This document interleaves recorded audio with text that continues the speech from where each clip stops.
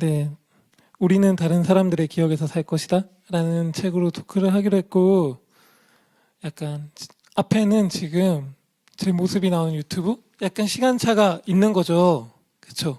시간차가 있는 유튜브 화면이 나오고 있고, 그런데 네, 우선은 본격적인 토크 시작하기 전에 말씀을 드리면,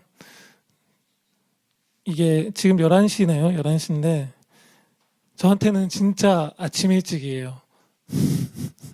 원래 이 시간은 한창 자고 있을 때, 제가 보통 아침 7시? 8시? 이때 잠들거든요. 이때 잠들어서 거의 3, 4시 막 그럴 때 깨고 그러는데, 네, 겨우 일어나서 왔습니다. 그리고 그렇게 생각도 했어요. 11시에 토크를 하면 과연 누가 들어올 것인가. 지금 실시간 안 그래도 댓글이 보이는데 다들 저도 이거 보려고 지금 눈 떴어요. 막 그렇게 말씀하시고 하는데 저도 겨우 아무튼 일어나서 나왔고, 원래도 제가 음성이 약간 잠겨 있는 편인데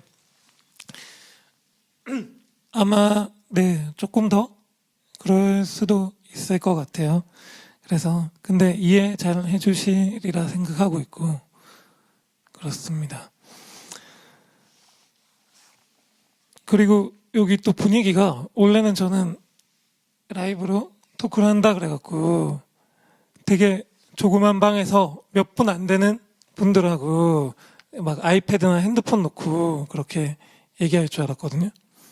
근데 안 그래요. 보시기에 화면에는 그냥 이렇게 책상 있고 제가 혼자 앉아 있지만, 지금 제 눈앞에는 되게 많은 스태프분들하고 이게 조명도 있고 카메라도 되게 좋은 카메라가 있고 4K라고 적혀 있는 카메라가 있고, 네, 그렇네요. 그래서 화면이 어떻게 나올지 엄청 부담스럽고 걱정되기도 하고 그렇습니다. 여기 그 댓글창이 아마 시간은 조금 딜레이는 될 텐데, 화질이 네 좋다고 하시는데 화질이 안 좋은 게 조금 더 사실 예뻐 보이는데 걱정이네요. 네, 메이크업도 안 했는데. 그 실시간 댓글이 보이거든요. 제가 그 라이브를 많이 하진 않았는데 그래도 몇 번 했던 경험으로는 댓글을 되게 이렇게 열심히 써주는 게 좋았어요. 평소에는 북토크 같은 거 하면 다들 눈앞에 있으니까 좀 수줍기도 하고 막 그렇게 해서 질문을 잘 못 하시는데, 이렇게 라이브로 하면은 그냥 하고 싶은 말, 꼭 진짜 질문이 아니더라도 하고 싶은 말을 막 댓글로 실시간으로 써주시더라고요. 진짜 어떨 때는 토크랑 상관없는 얘기도 써주시기도 하고, 근데 그게 다 되게 재밌었어요. 좀 신선하기도 하고 저도 말하기가 되게 편하고 대화하는 느낌이고, 그래서 사실은 근데 이제 그런 유튜브 라이브들은 보통은 저 혼자 한 건 아니고 사회자랑 같이 하긴 했었거든요. 오늘은 네, 혼자 하는 건데 조금 뭔가 네, 좋아합니다. 지금 작가님 멋져요 이런 거 썼는데 그런 거 계속 써주셔도 돼요. 근데 아무튼 뭔가 말씀을 많이 주시면, 질문 같은 거라면 좀 대화를 하고 싶긴 해요. 이렇게 방송, 이런 요즘 이렇게 방송 많이 하잖아요. 실시간으로. 저는 사실은 본 게 거의 없고 잘 보진 않는데 그래도 예전에 토크 때 해보니까 재밌는 경험이더라고요. 네. 와, 네. 많이 써주시고 얘기해 주시면 좋을 것 같아요. 사실 그래서 강연 느낌으로 좀 준비를 안 했어요. 일부러 여기서 제가 1시간 동안 그냥 라이브로 토크를 하는데 강연처럼 뭔가 막 얘기를 하면은 그게 잘 들어올까 하는 생각도 조금 있었고, 제 스스로가 카메라를 앞에 두고 인강하듯이 강연하는 거는 네, 자신도 별로 없고, 그렇기 때문에 가능하면 편하게 말씀을 드리면서 중간중간에 나온 얘기들을 하려고 합니다. 서론이 길었네요. 이게 1시간 딱 맞춰서 하는 건데 네, 시간이 어떻게 흘러갈지 궁금합니다. 네. 그러면은 우선은 어쨌든 저희 주제가 있으니까 주제에 관련된 이야기들, 제 책에 관련된 이야기랑 그런 이야기들을 하면서 시작을 할게요. 제 발음이나 뭐 목소리 같은 건 알아듣기 힘들진 않으시죠? 지금 마이크도 되게 좋은 것 같아서 아마 잘 들릴 것 같은데 오늘은 여기 앞에 책이 있는데 어쨌든 주제는 이 워크룸이라는 출판사에서 나온 책으로 얘기를 하는 거예요. 그냥 뭐 제 개인적인 작가의 토크라기보다는 지금 앞에 있는 이 워크룸이라는 출판사에서 나온 우리는 다른 사람들의 기억에서 살 것이다 라는 제 책은 제 책이 신간이 아니거든요. 이거 나온 지 이제 벌써 몇 년이 됐죠. 몇 년이 된 책인데 뭔가 좀 작은 출판사들 그리고 의미 있는 작업을 하는 출판사들에 대해서 뭐 얘기를 하는 시간이 이쪽에 프로그램으로 필요했던 것 같고 그러면서 그 중에 한 출판사가 워크룸이고 워크룸에서 또 제가 책을 냈어서 이렇게 여기 나와서 얘기를 하게 된 거라고 생각해 주시면 되고 근데 그렇다고 해서 제가 워크룸의 뭐 관계자거나 그런 건 전혀 아닙니다. 뭐 워크룸 출판사 분들 너무 좋아하고 가끔 뵙기도 하고 하지만 관계자는 전혀 아니고 그냥 저도 사실은 어느 정도 반 정도는 똑같은 독자예요. 근데 이 어쨌든 워크룸에 있는 시리즈에 대해서는 그 작가 중 한 명이니까 할 말들이 조금 있을 것 같아요. 그 이야기들을 간단히 드릴게요. 제가 강연의 제목도 한국 문학의 어떤 입장들이라고 했는데 한국 문학의 어떤 입장들이라고 강연 제목을 한 이유가 이 제가 워크룸에서 나온 책 이 시리즈의 제목이 입장들이에요. 네, 입장들이고 아마 책 읽으시는 분들 사이에서는 유명하고 많이 알려져 있을 것 같긴 한데 워크룸에서 원래 나왔던 워크룸에선 뭐 사람들이 일종의 디자인 관련 책들이라거나 좀 그래픽적인 책들이 많이 나온다고 알고 있는 분들도 있는데 사실 굉장히 조금 유명해진 건 제안들이라는 세계문학 총서가 있죠. 세계문학 시리즈 첫 번째 권으로 카프카의 꿈 배수아 작가님이 번역한 카프카의 꿈이 있었고 네. 그런 제안들 시리즈가 쭉 나왔었고 최근에야 비로소 원래는 한국문학을 워크룸에서 안 냈어요. 그리고 오늘 어느 정도 얘기를 제가 할 수 있을지 모르겠지만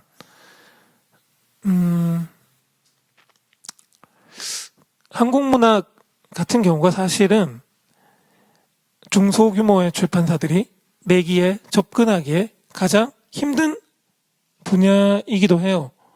좀 조심스럽고 뭐 그런 말씀 실제로 출판사 분들도 많이 하시고 거기엔 여러 가지 이유가 있을 것 같아요.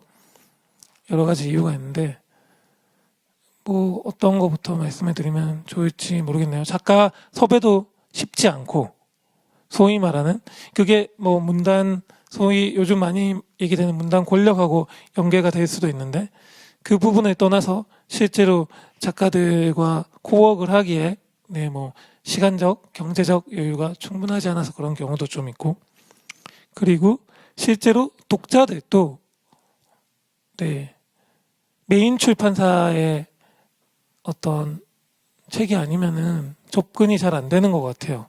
그래서 한국문학을 시도했다가도 굉장히 중소출판사들 같은 경우는 힘들어서 금방 접거나 아무튼 뭐 그런 케이스들이 있었었죠. 그래서 쉽지 않은데 접근이 워크룸에서 어쨌든 세계문학 총서를 내고 그 이후에 네 한국문학 총서를 좀 의욕적으로 시작을 했고 그게 이 입장들이라는 시리즈입니다. 네 지금 잠깐 댓글에 뭐 표지 디자인이나 표지가 비닐 북커버로 나오는 점 등이 독특했다 그런 말씀하시는데 사실은 그렇죠. 워크룸이 출판사긴 한데 원래는 디자인 스튜디오로 굉장히 유명한 곳이에요. 디자인 스튜디오로 유명해서 그쪽에서는 또 정말 한국 최고의 디자인 스튜디오로 이름이 나 있고 유명해진 것도 북커버가 독특한 거 아름다운 것들로 유명해졌죠.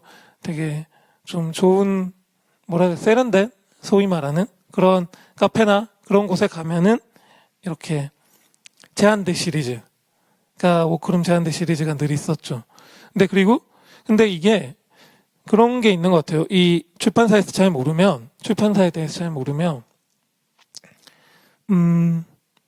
어쨌든 외관, 그리고 최근 표지가 너무 중요하니까 외관 때문에 그 이미지가 생기고 접근을 하게 되는데, 사실은 오크룸이라는 출판사에서 낸 제한대 시리즈는 그 선정 자체가 정말 되게 독특하고 훌륭합니다.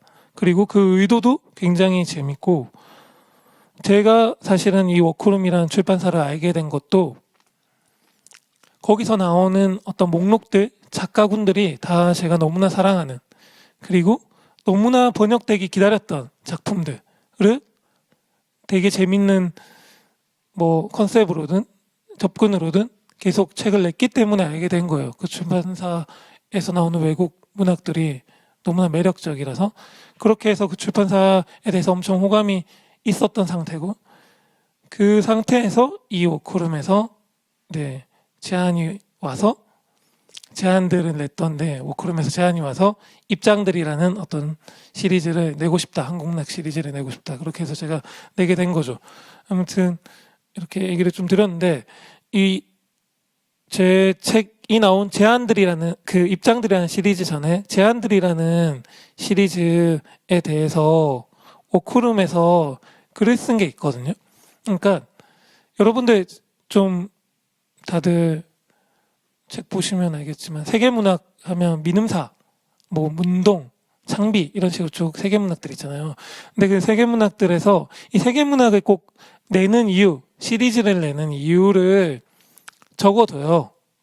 그 앞이나 책에 세계문학 앞이나 뒤에 적혀 있던가, 아니면은 뭐 사이트에 들어가면은 의의에 대해서 언제나 고전은 새롭게 번역되어야 한다, 아마 뭐 이런 식의 이야기들. 그게 근데 일종의 뭐 그냥 의례적으로 하는 말, 그냥 요식행위 이렇게 생각하실 수도 있지만, 사실 그걸 좀 꼼꼼히 읽어보면 그 출판사의 색깔, 그리고 그 편집위원들이 생각하는 세계문학에 대한 태도, 이런 것들이 좀 보이거든요. 그리고 거기에 따라서, 물론 100% 거기에 따라서 움직이잖아요. 보편적인 걸 추구하다 보면 뭐 이것저것 넣다 보니까 여러 가지가 나오긴 하는데, 아무튼 거기에 맞춰서 이런 어떤 목록들이 짜여지는 경우들이 있는데, 제한대 시리즈도 역시 그런 게 있어요. 그게 있고, 그래서 이게 아마 읽어보신 분도 있을 것 같은데, 제한대 시리즈의 이 소개를 제가 그냥 독자로서 읽어 드릴게요. 저도 궁금해서 처음부터 저는 이걸 봤었고, 보고 재밌다고 생각을 했었거든요. 워크룸 문학 총서 제안들. 일군의 작가들이 주머니 속에서 빚은 상상의 책들은 하향 책일 수도 있고 검정 책일 수도 있습니다. 이 덫들이 우리 시대의 취향인지는 확신하기 어렵습니다. 제안들은 숨은 문학 작품들을 엄선해 출간합니다. 제안들은 소설, 시, 산문, 희곡, 비평, 전기, 일기, 서간 등을 망라합니다. 제안들의 언어는 다양합니다. 이게 시작에 나오는 소개입니다.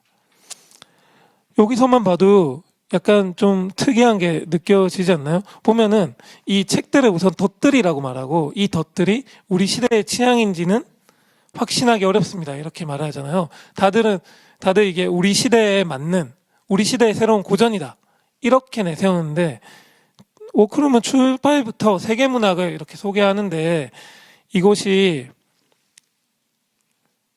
뭔가 꼭 읽어야 되는 고전이다, 이런 얘기를 하지 않는 거죠. 전혀 어떻게 보면 정반대 이야기들을 하고 있는 것 같아요. 이런 단어를 쓰긴 싫지만 사실 어떤 면에서 보면 약간 비주류적인 취향이랄까?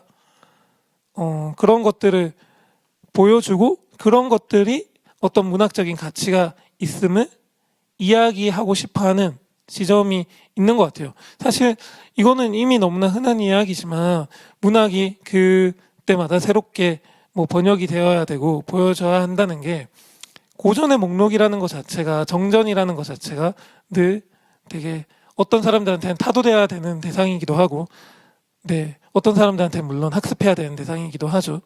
그런데 그것에 대해서 계속 새롭게 따져보고 이야기해줄 필요는 있는 것 같아요. 그렇기 때문에 많은 출판사들이 그거를 그 시대에 맞는 언어로 다시 번역을 하긴 하는데 워크룸은 단순히 원래 있는 고전을 다시 보자는 정도가 아니라 고전 자체를 새롭게 생각을 해보자. 이것이 꼭 우리가 읽어야 되는 책이 아닐 수도 있다.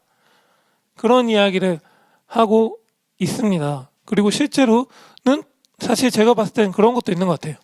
워크룸에서 소개하는 책들이 한국 문학 이게 제가 오늘 어느 정도까지 이야기할 수 있을지 모르겠지만 한국이라는 나라가 꼭 특수해서가 아니라 어쨌든 저희는 현대문학으로 치면은 변방에 있는 국가고 서구 중심으로 어쨌든 문학이 근대 이유가 좀 진행이 됐었기 때문에 변방에 있는 국가고 하다 보니까 수용하는 데서 뭔가 한계도 어쩔 수 없이 있을 수밖에 없고 좀 걸러져서 들어오는 면이 있는 것 같아요. 그게 네 그리고 또 한국이 가지고 있는 특수한 어떤 문화적 상황들이 어떤 것들은 네 거부하고 어떤 것들은 적극적으로 수용하고 그런 것들이 있는 거죠. 그 과정에서 이렇게 좀 잘려나간 어떤 것들 그리고 역사에 숨겨져 있던 자취들 이런 거를 워크룸에서 네 가지고 오는 그런 작업을 저는 하고 있다고 생각을 합니다. 그래서 제안들의 이 어떤 자기들의 뭔가 시리즈의 변을 조금 더 읽어드리면 이런 말을 해요. 인문학 전반을 아우르는 책들로 이루어질 총서 제안들은 일반적이고 대중적인 고전의 틈새에서 다양한 언어권의 숨은 작가들 혹은 잘 알려진 작가들의 비밀한 작품들과 더불어 반드시 소개되어야 함에도 국내 번역본이 존재하지 않았던 책들로 구성된다. 그들은 소설, 시, 산문에 쭉 나오고 제안들은 그간 국내 문학의 흐름을 비켜서 있던 작품들을 전면에 내세워 문학의 새로운 영역을 모색하고 그 잠재성을 이끌어내게 되기를 바란다. 제안들은 은밀한 작가들과 작품들을 택하는 데에서 시작되었다. 어떤 이들에게 책장 깊숙이 꽂아두고 싶은 제목들이 될 이 책들은 비밀한 자연히 남다른 목록을 이룬다. 다분히 개인적인 선택에서 출발한 이 총서가 시대가 요구하는 취향에 온전히 부합하기란 요원한 일일 수 있다. 제안들은 다만 어떤 선택이다. 누군가에게 받아들여질 제안이라면 받아들여질 터이고 혹 그렇지 않다면 그렇지 않을 만해서일 것이다. 네, 이렇게 끝냅니다. 이거 정말 어떤 의미에서는 되게 현대적이고 지금 동시대적인 언어라고 할 수 있을 것 같아요. 다들 시리즈 내면서 우리야말로 진짜 정전이다. 우리의 이 고전 목록이야말로 의미가 더 있다. 이렇게 주장하는 어떤 상황에서 정전임을 내세우려고 하지 않는 거잖아요. 어떤 개인적인. 하지만 이 개인적인 선택이라는 것이 일종의 뭐라고 해야 될까요? 하나의 그룹? 하나의 모임? 하나의 공감을 이룰 수도 있는 잠재력? 가능성이 있다? 그런 걸 믿고 있다? 이렇게 하면서 이야기를 하는 것 자체가 저랑도 너무 맞는 것 같고 되게 의미 있는 내 시작 목소리였던 것 같아요. 그리고 이게 제 개인적으로는 뭔가 또 드리고 싶은 말씀 중에 하나가 사실은 되게 여러 사람의 힘이 들어가기도 했지만 꼭 뭐 말씀드리고 싶은 분 중에 한 분이 이 제안대 시리즈 그리고 제가 이제 좀 또 얘기하게 될 입장대 시리즈를 전체적으로 만드는 편집자분이 계시거든요. 김리연 씨라는 편집자 분이 계신데 그분이 되게 이 선택들 제안들에 나오는 목록들을 선택하고 그 다음에 뭐 입장들에 나오는 한국문학 작가들도 선택하고 여기에 되게 큰 역할을 하고 계신 분이 있습니다. 그분의 역할이 정말 큰 것 같아요. 되게 훌륭한 목소리를 좀 많이 내주시고 있는 것 같고 편집자로서도 굉장히 훌륭한 역할을 하고 계시고 동시에 이거는 그냥 일종의 홍보인데 그분이 최근에는 시인으로 또 활동 중이시거든요. 그 전에는 그리고 또 그 같이 파트너랑 그룹을 이뤄서 퍼포먼스 그룹도 하고 퍼포먼스도 하고 최근에는 시집도 내고 그랬습니다. 관심이 있으신 분들은 찾아보시면 좋을 것 같아요. 시집도 일반적인 어떤 등단 절차나 그런 것들을 통해서 냈다기보다는 자기들이 직접 독립출판을 통해서 워크룸이 아닌 다른 독립출판을 통해서 책을 냈으니까 궁금하신 분들은 찾아보시면 좋을 것 같고 오늘 얘기하면서도 아마 또 말씀드릴 수도 있을 것 같아요. 굉장히 큰 역할을 하고 있기 때문에 그리고 이 워크룸이라는 출판사 그리고 김리연 씨라는 편집자 이런 분들 같은 어떤 역할을 하시는 분들이 저는 당연히 개인적으로 많아질수록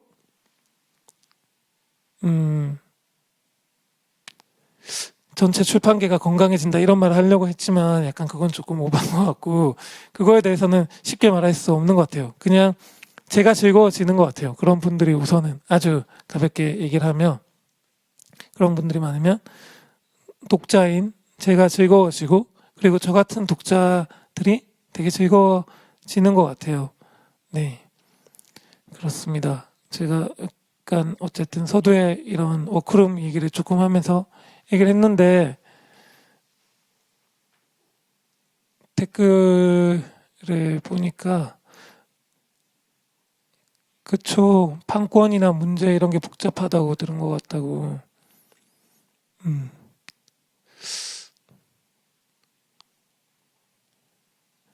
저기 보면 또 댓글 중에 작은 출판에서 발굴한 한국 작가 작품을 더 마음 써서 찾아 읽어야겠다는 생각이 드신다 이런 말씀을 해주셨는데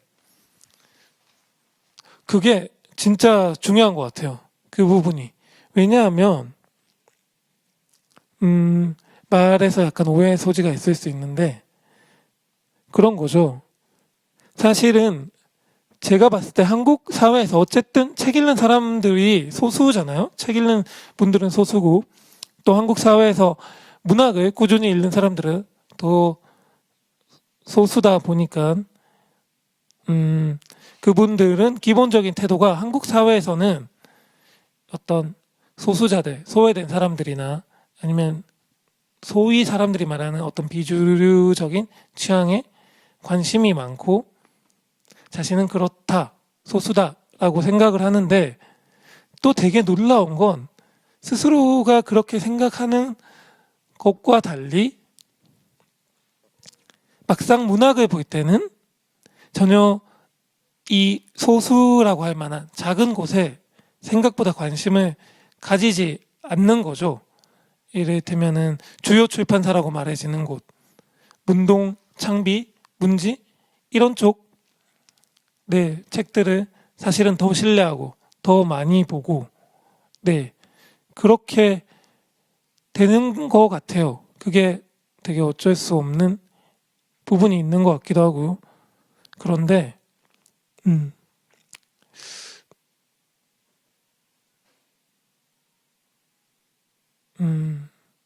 그런데 어쨌든 이 지금 말한 출판사들이 되게 훌륭한 곳이긴 하지만 아무리 훌륭하고 괜찮은 책들을 내도 한계가 있거든요.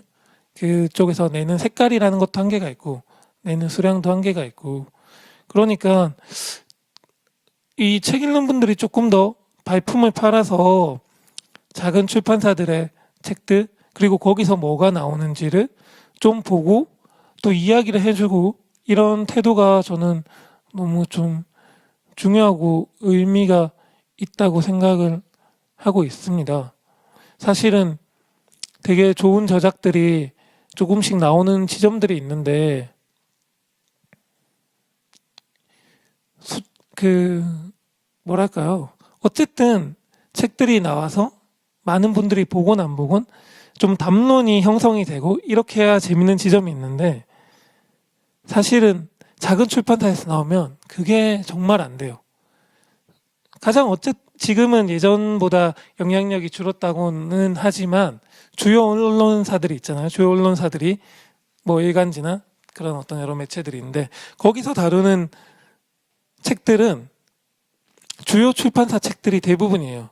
이제 근데 그쪽 분들하고 막 얘기하다 보면 어쨌든 한계가 있잖아요. 사실 매년 수만 종, 거의 4만 종에서 5만 종의 책들이 막 나오고 근데 그 책들 중에 언제 그걸 다 보고 고르겠어요. 그거는 거의 불가능하거든요. 그러니까 이미 이제 믿을 만하다고 공인된 출판사들의 책들 위주로 그냥 보고 소개를 계속 하는 거죠. 그게 계속 반복되고 그걸 보다 보니까 또 좋은 책들이 있으니까 그 출판사를 또다시 믿게 되고 작은 출판사들의 책들은 소개될 일이 거의 없고 지금 제가 소개하고 있는 오크룸 같은 경우도 사실은 이미 대중들에게 그리고 책 좋아하는 사람들한테 어느 정도 알려졌지만 거의 잘 소개가 안 됩니다. 담론 형성 자체가 안 되고 다루질 않아요.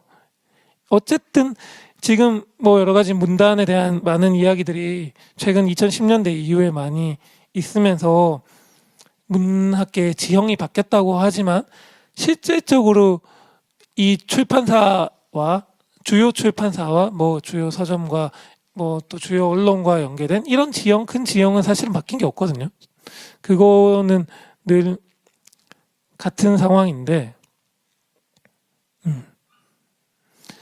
이거는 독자들의 노력이 또 되게 중요한 지점이 같이 있는 것 같아요. 같이 많이 읽고, 그리고 작가들도 사실은 그런 노력을 해야 되겠죠. 사실 뭐 주요 출판사에서만 책 내려고 하지 말고 다양한 출판사에서 책 내려고 같이 노력을 했으면 좋겠다 그런 생각도 들고 그렇네요.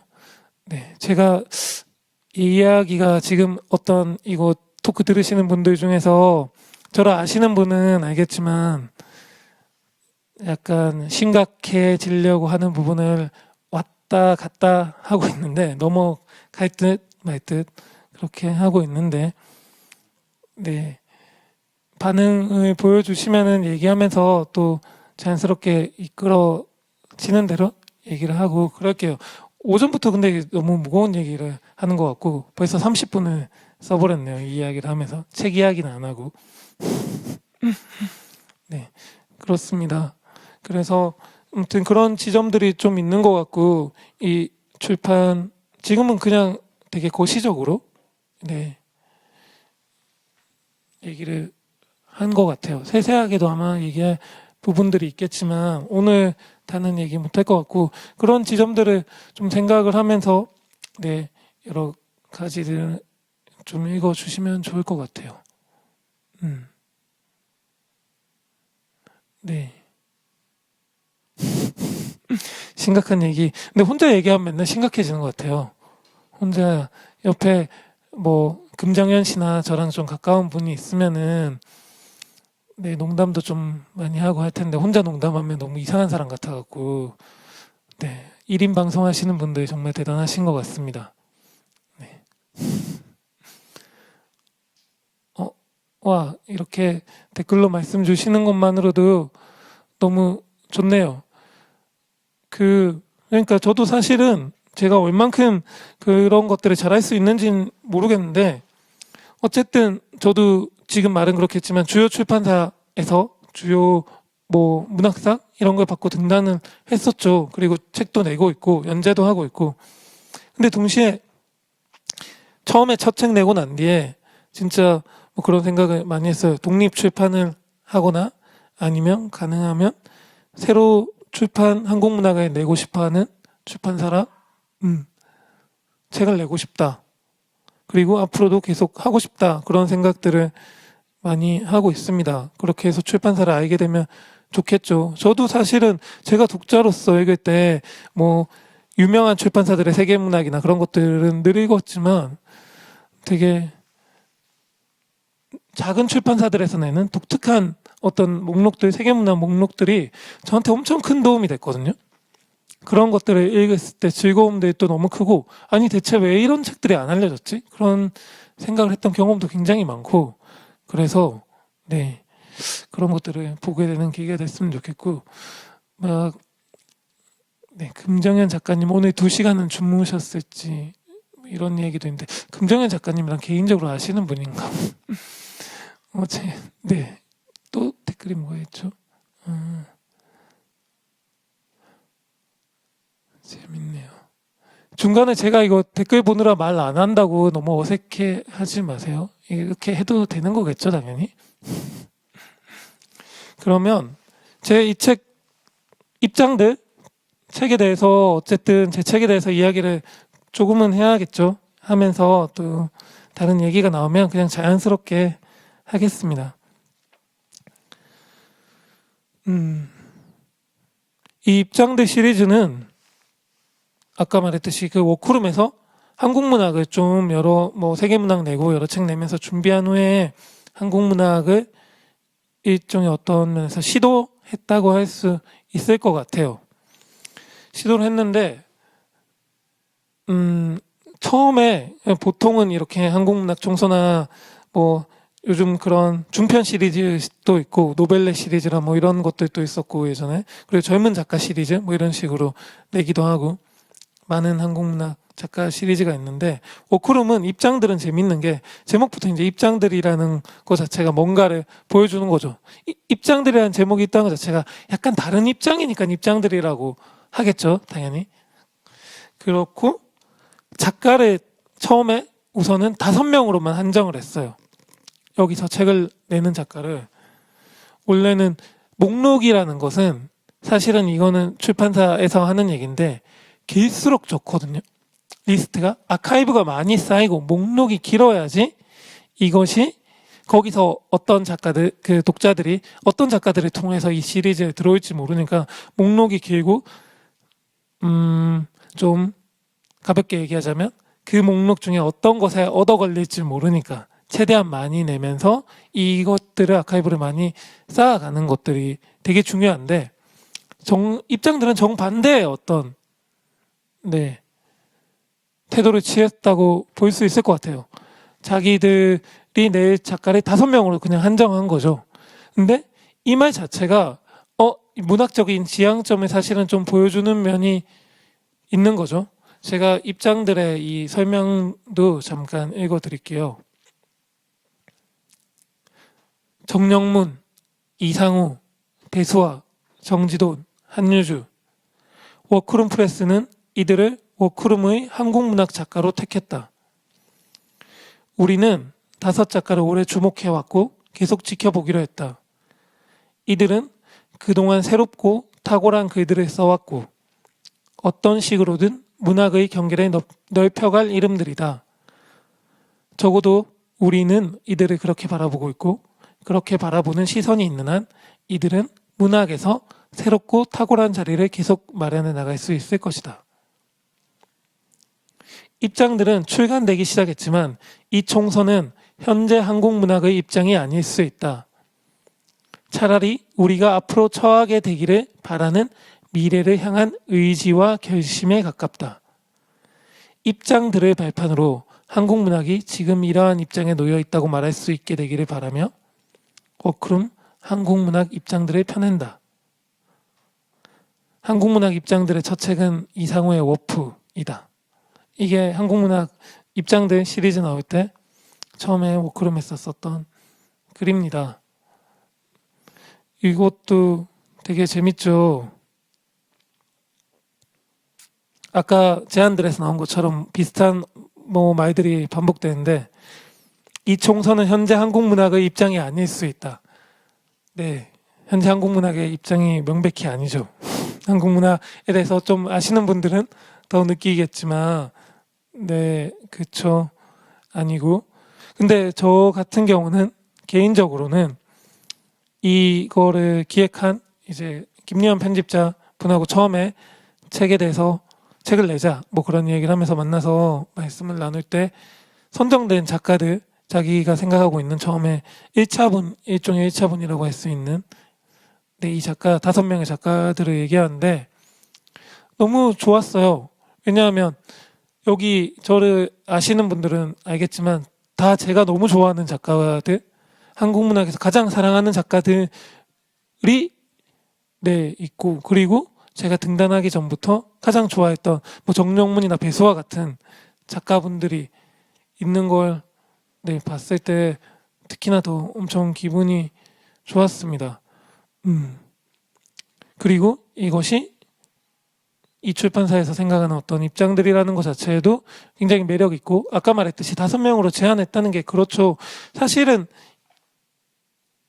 이게 어떤 의미로 받아들여질지는 조금 더 뭐 길게 얘기하면 좋겠지만, 단순하게 얘기하면 목록이 길다는 건 그게 어떤 의미에서 목록이 길어지건 간에 선정했다고는 말하지만 어떤 작가를 사실은 길어지고 길어질수록 이것이 그냥 그런 의미에서 하는 게 아니라 그냥 많은 것들을 그냥 모아놓는 것밖에 없는 그런 의미가 될 텐데, 제한했다는 것 자체에서 완전 다른 사실은 태도가 벌써 보이는 거예요.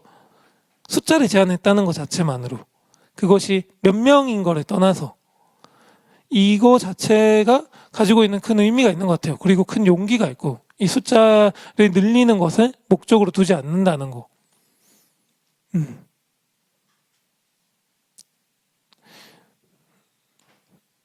참 그렇죠.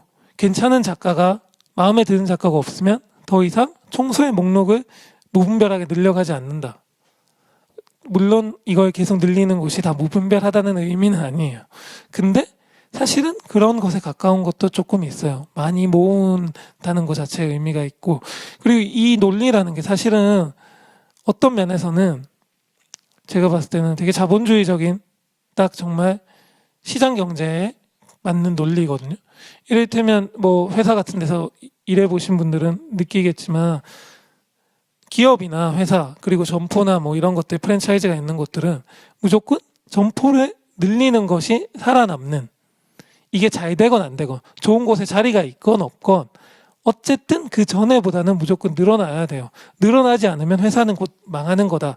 이런 식의 논리가 있고, 제가 사실은 뭔가 출판사 쪽이건 어디건 기업적인 마인드가 있는 분들과 얘기를 했을 때는 늘 그런 식으로 접근을 합니다. 근데 출판은 좀 다른 곳이라고 얘기를 하죠. 도서는 그리고 상품이지만 상품이 아니고 뭔가 다른 거라고 얘기하면서도 사실은 그런 논리가 자기도 모르게 다 들어와 있어요. 왜냐하면 어쨌든 이것이 어필을 해야 되고 시장에 나오는 것이니까. 근데 숫자 자체를 되게 적은 수로 한정한다는 것 자체가 엄청 용기 있는 시도거든요. 되게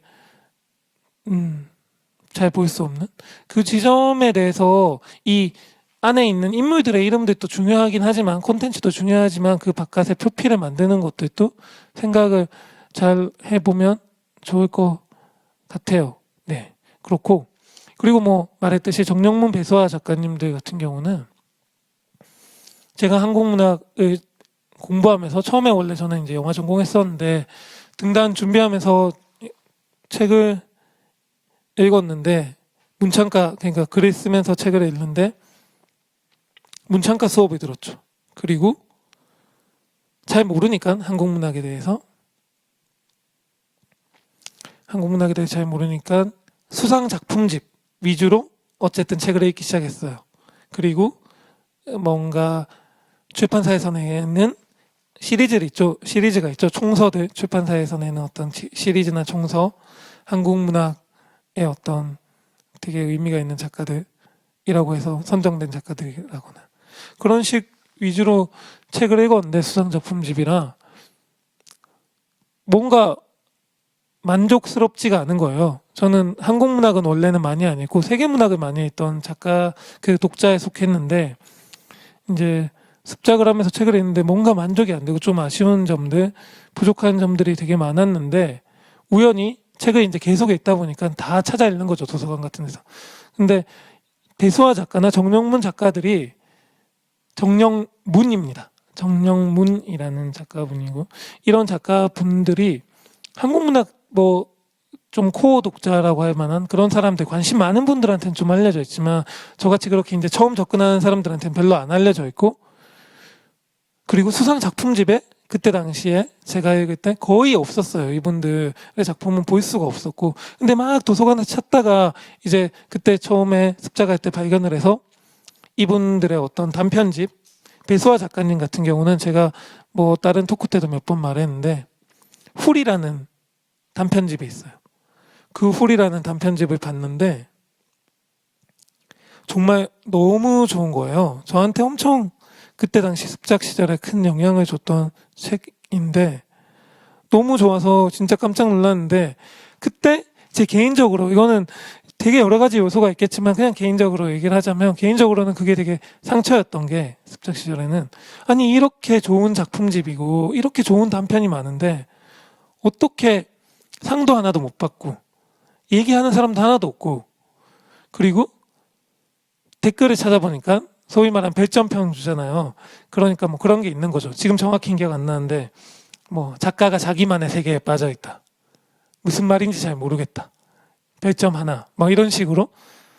근데 이제 뭐 팬들은 또 엄청 좋아하는 한두 개. 근데 결국 뭐 기본적으로 별점 자체가 엄청 조금밖에 없고. 그러니까 그걸 보고 되게 좀 많이 놀랐어요. 아, 이런 작가도 있었구나. 근데 어떻게 이렇게 하나도 이 책이 안 알려질 수가 있지? 근데 이제 배수아 작가님은 되게 오래 활동하셨고, 오래 활동하면서 매니아 층들이 있지만 전혀 넓어지진 않았죠. 그렇지만 한국 문학이라고 하는 어떤 장 안에서 자기만의 영역을 저는 완벽하게 만들어냈고 구축을 하셨다고 생각을 하는데, 뭐라 그래야 될까요? 소위 말하는 어떤 메인스트림의 뭐 학계에서의 어떤 인정이 됐건 뭐 다른 인정이 됐건 그런 것들은 이루어지지 않는 거죠. 근데 이 말을 하는 게, 그래서 배수아 작가님이 막 동인문학상을 받아야 되고 무슨 문학상을 받아야 되고 그렇게 말하려고 하는 건 아니에요. 근데 그만큼 접근이 쉽지 않고 가려져 있다, 뭐 그런 얘기를 하고 싶은 거죠. 그리고 이런 사람들이 더 알려줬으면 좋겠다, 또 좀 더 좋은 환경에서 책이 나오고 봤으면 좋겠다, 네, 그런 생각이 드는 거죠. 아무튼 그런 경험들이 있었습니다. 그러면서 되게 그 이후에 정영문 뭐 작가님도 발견하고 너무 좋았고, 그리고 이분들을 통해서도 세계문학에 대해서 많이 알려드렸고, 네, 알게 됐고 그랬는데, 이 사람들이 이렇게 묶인 총서가 워크룸에서 나왔고, 그 책 중에 하나로 또 제 책이 같이 나오게 된 거죠.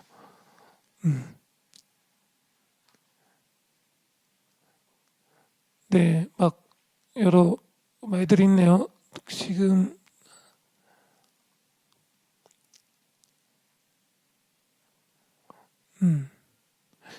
그 책상 위에 있는 책들 어떤 책들인지 막 얘기를 말씀 주셨는데, 여기 지금 이쪽에 이렇게 쌓여 있는 이 책들은 제 책은 아니고, 네, 이쪽에서 준비를 해주신 책들이고, 오늘 제가 가지고 온 책들은 네, 이 책들이에요. 이게 지금 보이는지 모르겠는데 몇 권 안 가지고 왔어요. 오늘 시간이 많이 없을 것 같아갖고 뭐 책을 소개해드리거나, 제 사실은 토크 같은 거 하면 사실 진짜 책을 되게 엄청 소개도 못할 거면서 바리바리 싸서 오긴 하거든요. 가방이 무거운데도.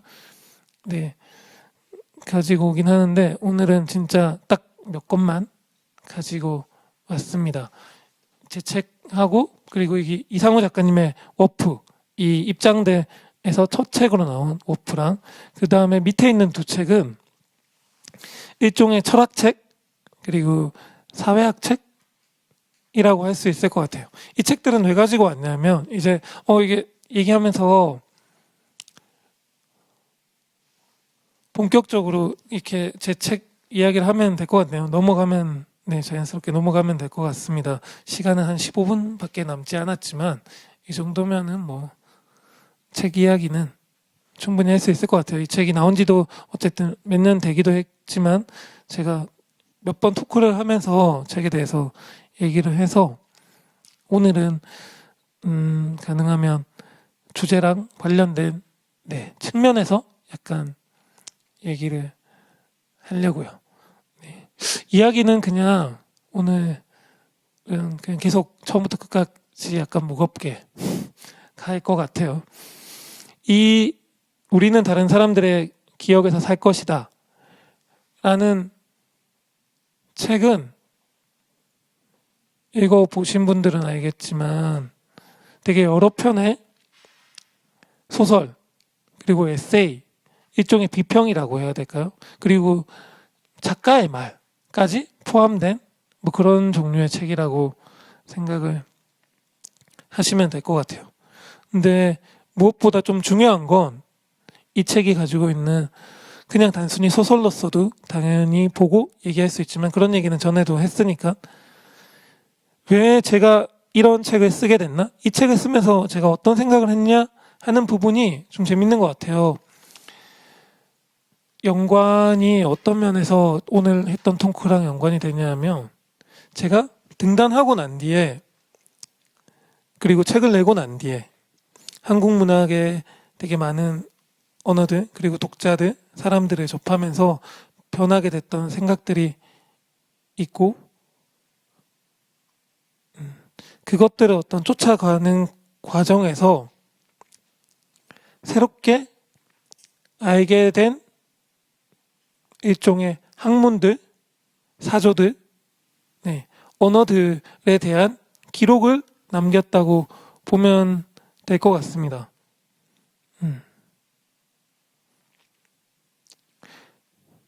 이게 어디서부터 설명을 하면 좋을까요? 그런 게 있는 것 같아요. 아까 말했듯이 어쩔 수 없이 한국 문학 자체가 좁은 곳이기도 하고,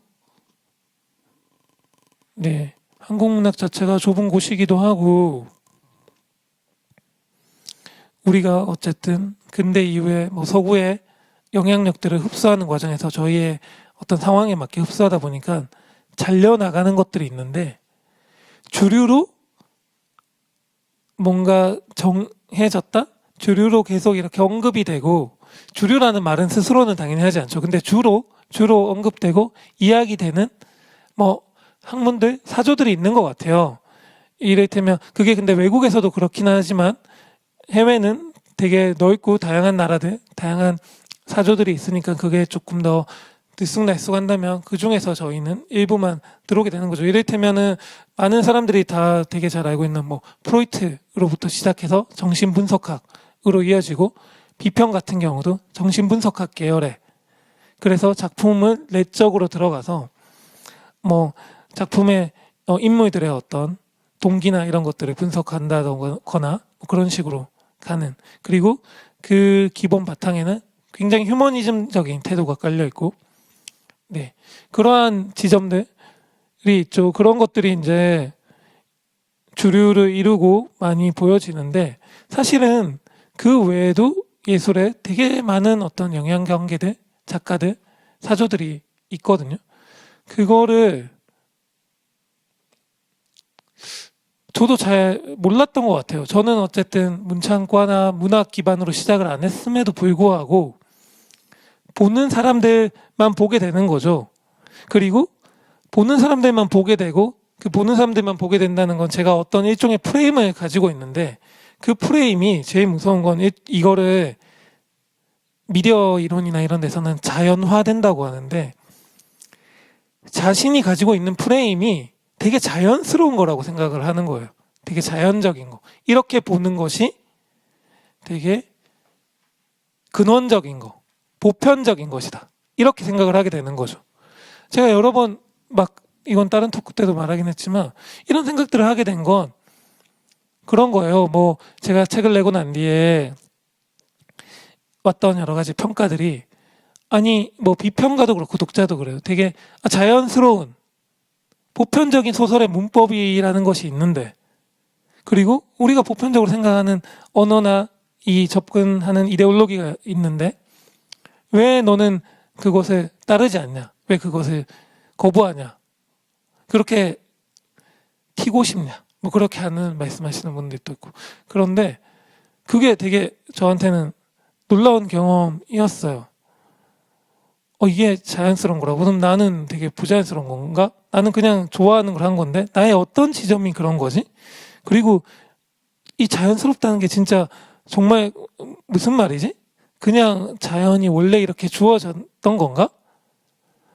되게 신기한 거죠. 근데 그것을 모든 사람들이, 이 문학계에 있는 사람들은 사실은 기본적으로 아까도 말했듯이 사회 전체에서는 약간 비주류고 되게 생각도 바르고 옳고 훌륭한 사람들인데 또 불구하고 그렇게 말하니까 되게 많은 저한테서 내적 갈등이 생기고 이상한 기분이 드는 거예요. 이게 어떻게 된 걸까? 그러면서 제가 그 전까지는 보지 않았던 것들을 뭔가 공부를 하게 되고 알게 되는 거죠. 그 과정에서 사실은 접하게 됐던 어떤 학문이나 학자들이 이 우리는 다른 사람들의 기억에서 살 것이다 라는 책 안에 자연스럽게 좀 녹아 들어가게 됐어요. 제가 아까 이렇게 보여줘서 막 클로즈업도 하시고 했던 책이 그런 책들이거든요. 진리는 거짓말쟁이의 발명품이다 라는 책. 이게 하인츠 폰 페르스터라는 독일 출신의 나중에는 미국에서 활동했던 구성주의 철학자? 뭐 그렇게 얘기할 수 있을 것 같아요. 사이버네틱스를 기반으로 했었던. 그리고 밑에 있는 책은 쉽게 읽는 루만이라는 책인데 이거는 니클라스 루만이라는 사회학자, 체계 이론가라고도 뭐 말하기도 하고 그러는데 어쨌든 사회학자의 학문을 좀 쉽게 소개해주는 책입니다. 이 책 엄청 재밌어요.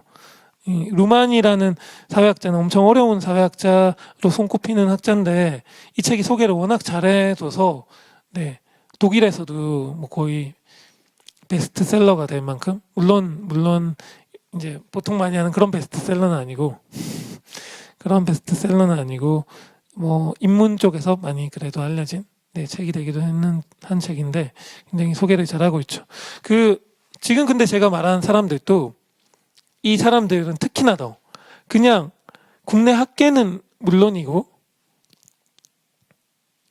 문학계, 예술계에는 거의 아예 알려지지 않았다고 보면 될 것 같아요.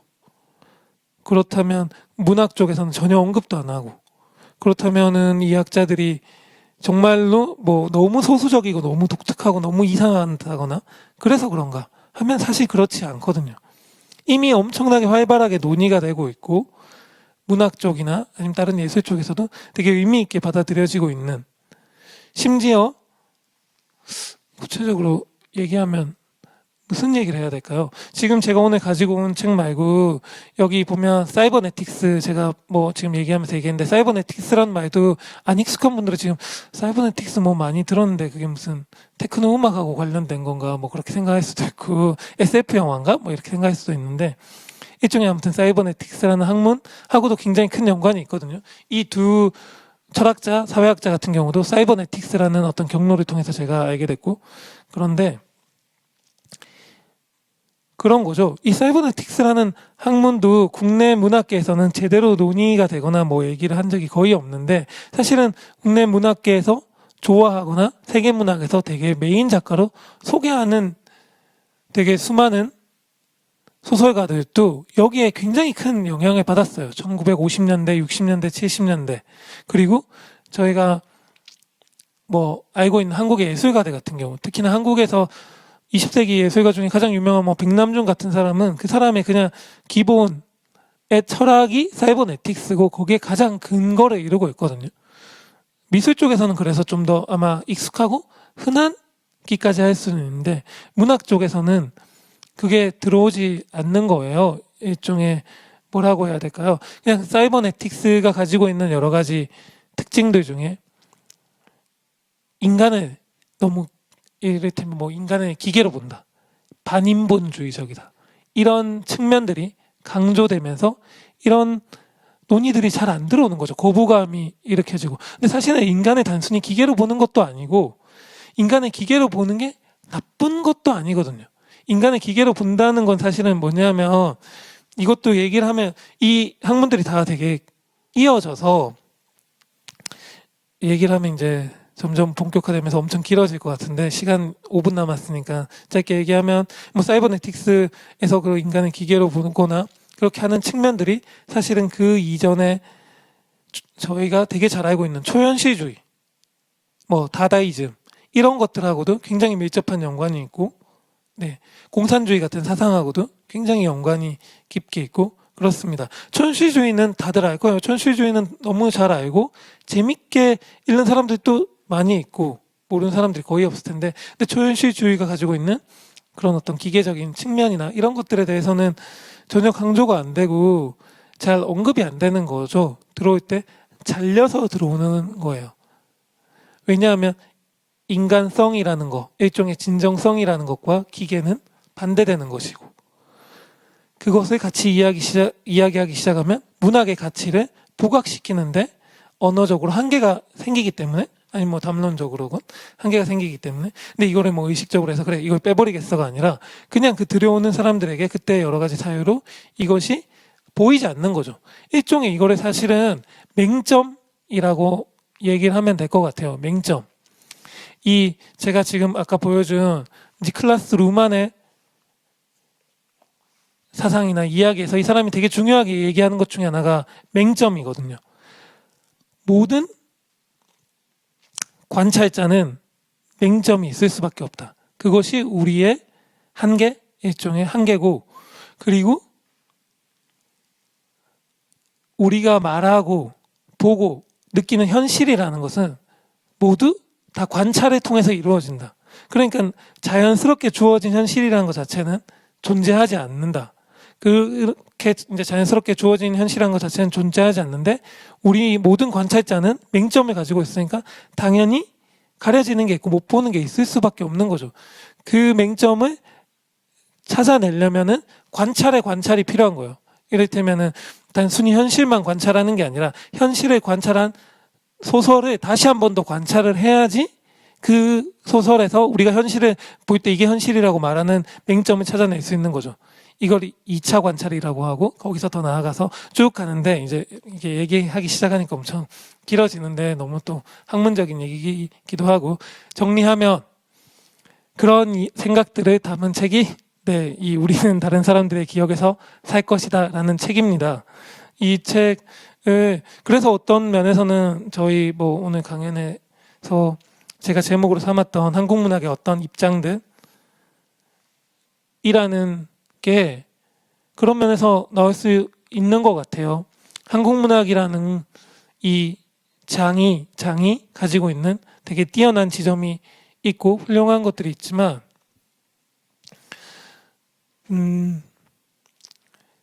아까 말했듯이 맹점이 있을 수밖에 없고, 그 맹점을 보여주기 위해서는 다른 입장들이 다시 필요할 수밖에 없는 거죠.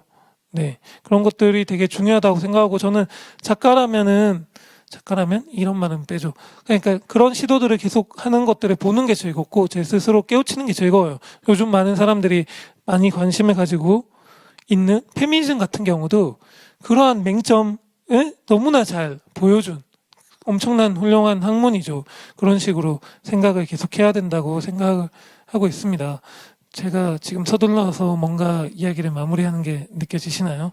지금 1분 남은 것 같은데 종료 1분 전이네요. 루만 이야기하면서 되게 즐거워 보였다는데, 그러게요. 처음부터 끝까지 그냥 루만 얘기만 할 걸 그랬네요. 네. 그러면은 가야 될 것 같네요. 가지 마세요라고 했지만 이제 끝나기가 정말 초 단위로 가고 있어서 후다닥 끝내게 됐네요. 오늘 너무 얘기 두서없이 한 건 아닌지 모르겠고 집중 잘 되셨는지 모르겠습니다. 즐겁게 네 얘기를 했는지도 잘 모르겠네요. 약간 비몽사몽인 것 같기도 한데 아무튼 들어주셔서 감사해요. 네, 다들 오늘 하루 즐겁게 보내시길. 날씨가 너무 좋습니다. 네, 감사합니다.